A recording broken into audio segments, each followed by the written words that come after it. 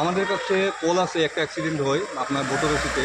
হ্যাঁ। তো এই অনেকটি মাদ্রাসার স্টুডেন্ট ছিলেন, তো ওরা হয়তো কোথায় যাচ্ছিলেন, মাদ্রাসাতে হয়তো যাচ্ছিলেন ওরা।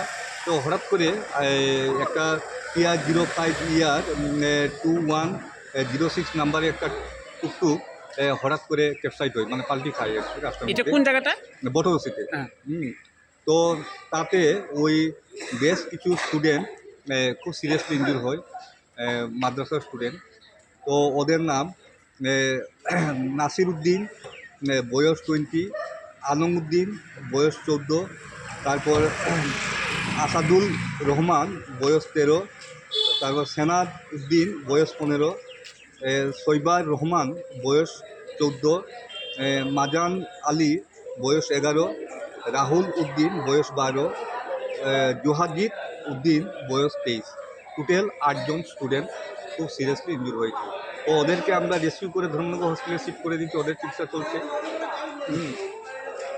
ঠিক তো আছে।